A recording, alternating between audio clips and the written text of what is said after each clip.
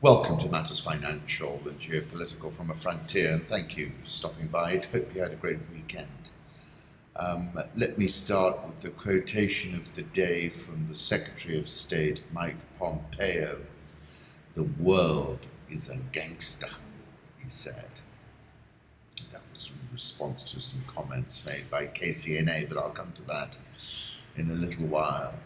The most famous all-time continuation, Head and Shoulders, actually a complex continuation, Head and Shoulders, the Dow Jones, that's right, the Dow was once under 1,000, and I bought the breakout, Peter L. Brent, well worth following, and has a longer sweep of time than others. Tariff Wars, Who Blinks First, was my piece over the weekend. James Dean was an iconic American actor who tapped into the universal yearning and angst of nearly every adolescent human being with a raw connection that has surely not been surpassed since. In one of his most consequential films, Rebel Without a Cause, two players, read teenage boys, decide to settle a dispute, read teenage girl, by way of near-death experiences. Each speeds an automobile towards a cliff. A simple rule governs the challenge. The first to jump out of his automobile is the chicken, and by universally accepted social convention concedes the object in dispute. The second to jump is victorious, and depending on context, becomes gang leader, prom king, etc. Jimmy, James Dean, to settle a dispute, read teenage girl, with Buzz, the leader of a local gang, agrees to a chickie run. Both race stolen cars towards the edge of a cliff. The first to eject out of his car is branded a chickie. Seconds into the race, Buzz discovers that his jacket is stuck on the door handle, making jumping out of the car somewhat difficult. Jimmy jumps out an instant before the cars reach the edge of the cliff. Buzz, still unable to free his jacket from the door handle, fails to escape. While he won't be branded a chickie, he suffers a worse fate.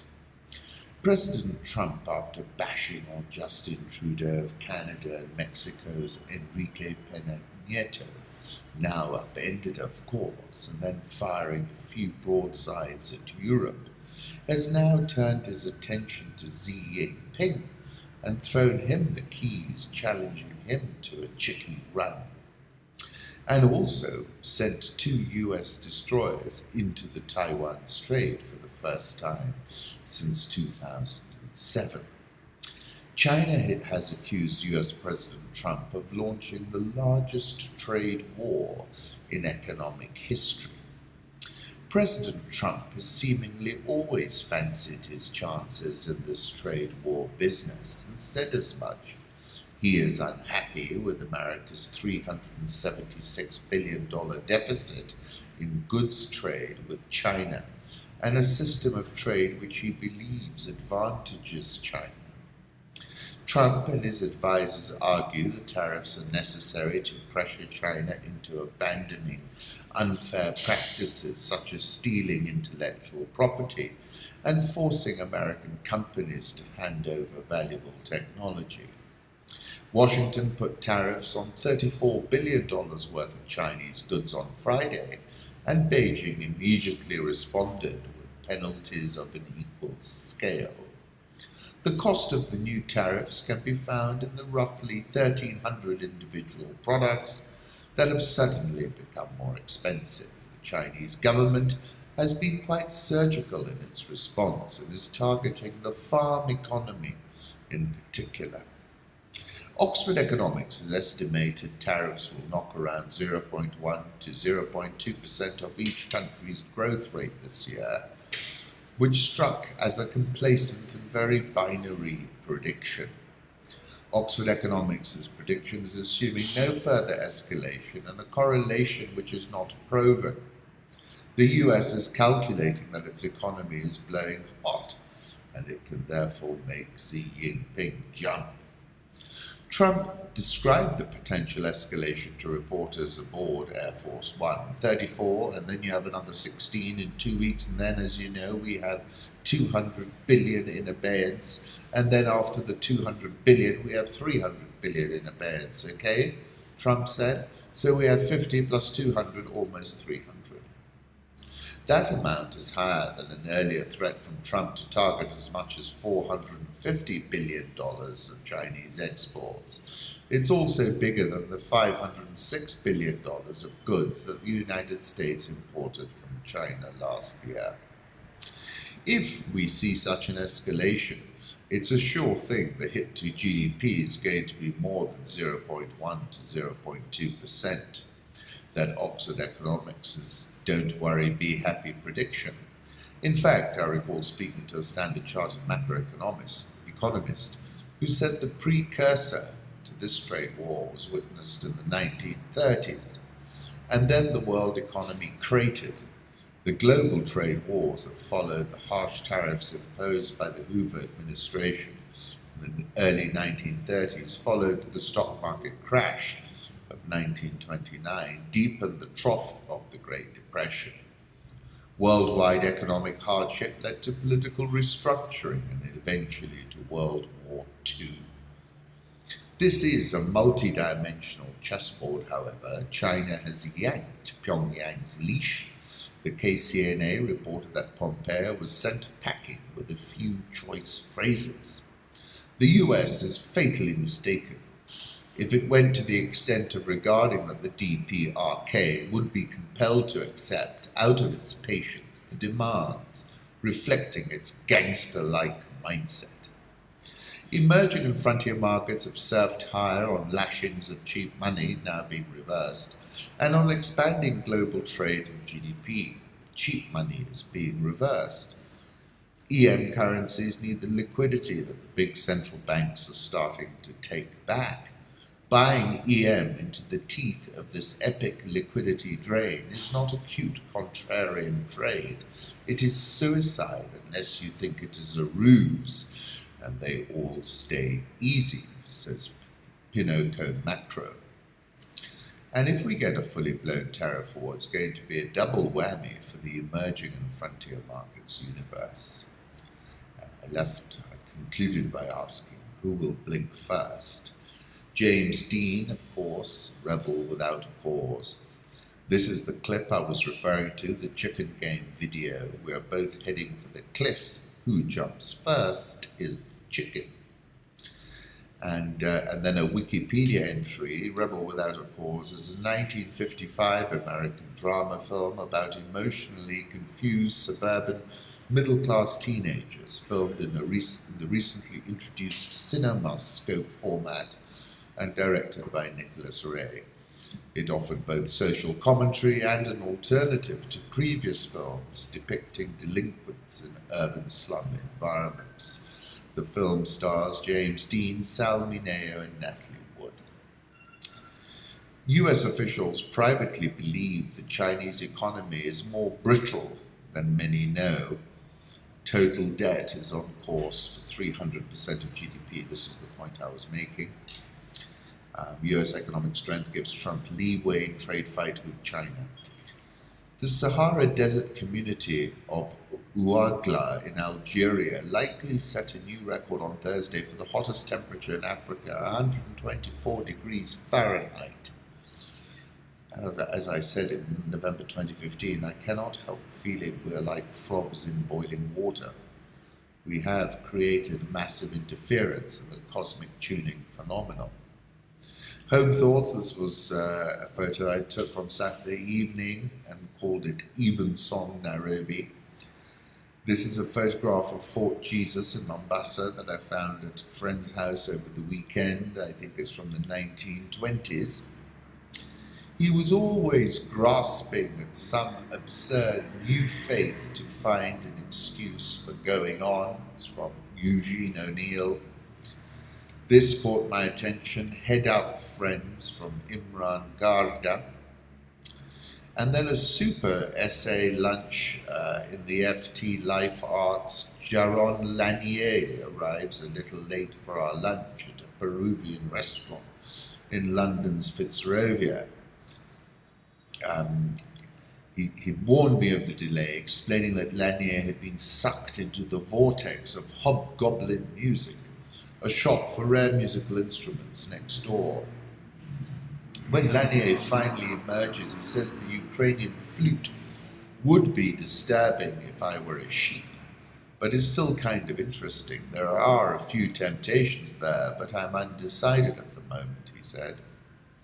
As well as being an obsessive collector and player of several hundred musical instruments, Lanier is a Berkeley-based composer, computer scientist, virtual reality enthusiast, author, Microsoft-affiliated researcher, and scourge of social media. To revert to epithetic journalese, he is a one-man polemical polymath.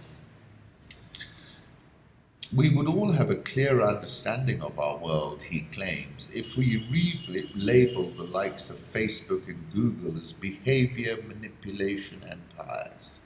His argument is that pervasive surveillance and constant subtle manipulation is unethical, cruel, dangerous, and inhumane. In short, this weaponized form of advertising is polarizing society, destroying democratic debate, and turning us into a-holes. His beloved mother, a piano-playing prodigy from Vienna and a Holocaust survivor, was killed in a car crash in the US when he was 9. He and his father then moved to the New Mexico desert, where they lived in a tent for 2 years while they designed and built a home in the form of a geodesic dome. Later, while studying at university, Lanier paid for his tuition by breeding goats and selling their milk and cheese. Piscu is well suited to cater to Lanier's email list of dietary restrictions: no meat, no cephalopods, no sugar, no alcohol. He's developed an obsession with the octopus, which he values both for its intelligence and amazing ability to morph.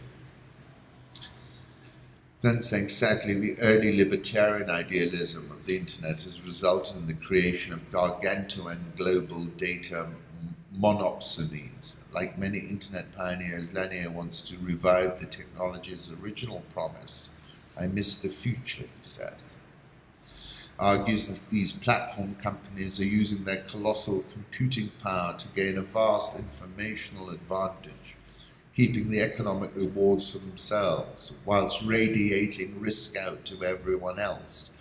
It's reminiscent of a gambling economy, where the only sure position is in the casino. Saying there's never been a society in which everybody's under constant observation, constant surveillance, in which they're constantly receiving the stream of experience that is being dynamically adjusted to find ways of manipulating them. One of his biggest critiques of social media is that it decontextualizes and mashes up meaning. Every statement is chopped up into algorithmic friendly shreds and recontextualized, often triggering a cranky backlash that renders it meaningless. The election of Trump was the natural outcome of this cognitive confusion. Lanier says that he met Trump several times over the past 3 decades and has always regarded him as a typical New York conman. But he argues Trump has been reprogrammed by his interactions with social media. What has happened with Trump is that he's taking on a personality disorder that's associated with social media addiction, the snowflake personality, where the person is super insecure, super ready to jump into a bizarre social pissing match. The test case may come in Germany, which Lanier describes as the center of resistance to a lot of the madness today. Very interesting, I thought. On beautiful, clear nights like this, the Milky Way comes out full force above Sayari Camp. And another magical day in Africa comes to an end, by Mark Rowe. Political reflections: David Davis has resigned. Politics in Britain has gone bonkers. Tweeted 1 and 1. And then Simon Sharma responded, no, actually it's moving to some sort of clarification. David Davis resigning at such a crucial time shows Theresa May has no authority left and is incapable of delivering Brexit. Jeremy Corbyn. With her government in chaos, if she clings on, it's clear she's more interested in hanging on for her own sake than serving the people of our country, he said. So plenty of drama. Then even more, this British lady exposed to Novichok nerve agent has died, according to AFP. North Korea accused the US of making one-sided and robber-like demands. The US is fatally mistaken if it went to the extent of regarding that the DPRK would be compelled to accept out of its patience the demands reflecting the gangster-like mindset. Secretary Pompeo shot back at North Korean officials for characterizing American diplomatic behavior as gangster-like, saying on Sunday that if that were true, the world is a gangster. And then, according to this report, Pyongyang messed with Pompeo, denied access to Kim Jong-un, kept him in the dark about his schedule and accommodation, let media witness snarky power play exchanges, made him sit through very long meals and one final snub. Brought him plate after plate of food, foie gras, turkey, pea soup, boiled oak, mushrooms, kimchi, watermelon and ice cream, plus a drink branded American cola. The North Koreans took him and his staff and the 6 journalists travelling with the delegation to a gated guest house on the outskirts of the capital. He stayed at none of the hotels where he thought he'd be. So my question remains, as it did in April this year, what security guarantees can Trump provide to Kim that convince him to denuclearize? Offering up bulletproof security guarantees is the equivalent, I said, of threading the needle. China, and this is from Zero Hedge, which was the puppet master behind and green-lighted the Trump-Kim summit, and I think they've tugged the leash in this case here. And then, this is the point I was also making, this was quite inflammatory. 2 US destroyers have sailed into the Taiwan Strait for the first time since 2007. That's not going to make the Chinese happy at all. For the first time since May 2014, the Fed's balance sheet has dropped below $4.3 trillion. And then let's go on to currency markets. Euro dollar last trading at 117.68, dollar index 93.96. Japanese yen 110.47, Swiss franc 0.9882, the pound taking this Brexit resignation in its stride 133.15, the Australian dollar 0.7460, India rupee 68.605, South Korean won 11.1077. The Brazilian real 386.23, Egyptian pound 17.8535, and the rand, now that's rallied a little bit of late, 13.45. Sterling, this is a chart from Ouargla, 133.16 last. It seems to be able to take this in its stride. Dollar index, this is a chart from Chigal. It's still rotating lower. We're last at 93.96. And this is Goldman Sachs on the euro dollar via T commodity, and we continue to build on the rebound. We're at 117.70 last. Gold, 1259.25. You remember we took a visit to 1237, 1238 a few days ago. Oil last trading at $74.06, with a lot of upside potential. Lithium and cobalt, have a look at this. This is a chart from Bloomberg. The trade war may have just started, but China has already been making moves in the soybean world, and this is what I was talking about, saying China being quite surgical, attacking the farm economy. This has all the ingredients for baking a good old-fashioned crisis, and this is the point I was referring to from Pine Cone Macro. EM currencies need the liquidity that the big central banks are starting to take back. Buying EM into the teeth of this epic liquidity drain is not a cute contrarian trade. It is suicide unless you think it is a ruse and they all stay easy. Dawn in Ashgabat, Turkmenistan, that's from Peter Frank of Japan. Saudi Arabia is offering the Comoros $22 million to finance water and road projects. strange report I saw about how the Iranians had taken hundreds of passports, Comoros passports. Saudi's obviously looking to push back. This is a result of a diplomacy where two hearts meet and of their own initiative. This is the meeting in Eritrea of the Ethiopian Prime Minister and the President of Eritrea. That tweet was from Bayon Rusam. Here we see President Isaiah Afwerki and Prime Minister Abiy Ahmed beginning their tete-a-tete meeting. And as I said a couple of weeks ago, these 90 or so days represent the most consequential arrival of an African politician on the African stage since Mandela walked out of prison, blinking in the sunlight, and constructed his rainbow nation. And to that effect, Gobena Street tweeted, "We've compiled the landmark achievements of Prime Minister Abiy Ahmed on his first 100 days in office." I was writing after 90 days. And I also put together a piece, Ethiopia Rising. I like this, The Living Churches of an Ancient Kingdom by Mary Ann Fitzger and Philip Marsden. That's Churches in Ethiopia. Zimbabwe's Electoral Commission Chairwoman Justice Priscilla Chigumba said the ballot papers have already been acquired, printed. Former South Sudan Vice President is to be reinstated in his position. I think that's something you can sell and sell again.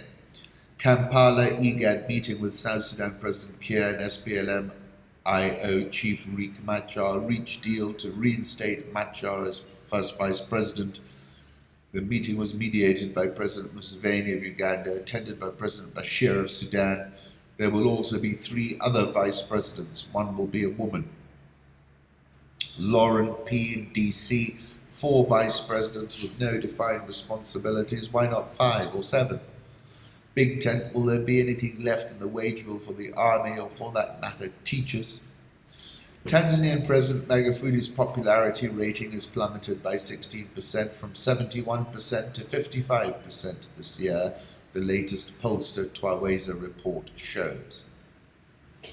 Elderly citizens, 71%, are content with the performance of President Magufuli, but only 46% of the citizens between 18 and 29 are happy with his performance. The entire Tanzanian cabinet went to the airport to receive their new aeroplane.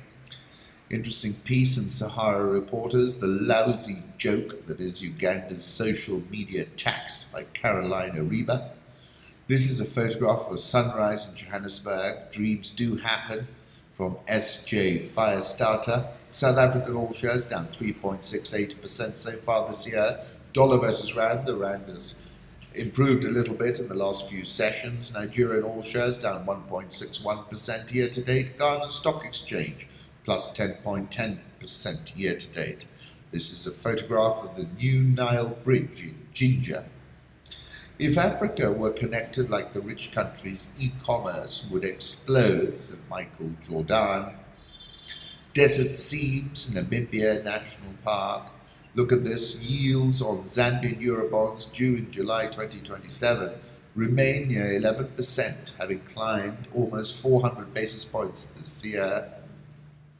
I'm looking forward to interviewing President Alain Berset, the Swiss president, and he saw fit to tweet in Swahili ahead of his visit, and that link is on the website.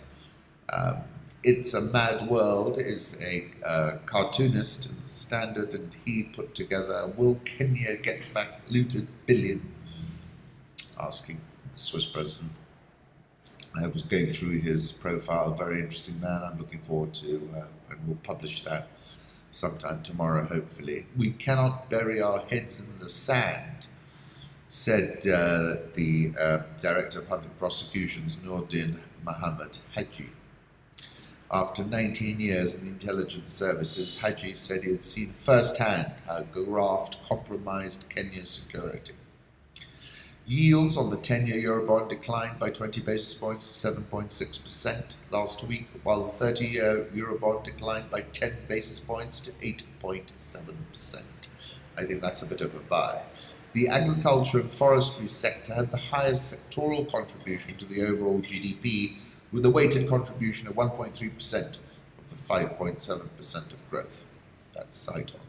Consumption of cement dropped by 12.5% to 1.4 million tonnes in the first quarter of 2018 from 1.6 million tonnes in quarter 1 2017. Musoni, a microfinance institution based in Nairobi which targets small-scale farmers and the informal sector, has issued shilling 2 billion in debt notes through a private placement. South Africa's Massmart is announcing plans to open hardware outlets in Kenya. The Nairobi All Share is up 1.02% so far this year. Market is currently trading at a price-to-earnings ratio of 14.1, which is above the historical average of 13.5. The NSE 20s down 10.71% so far this year. I therefore wish you a tremendous week.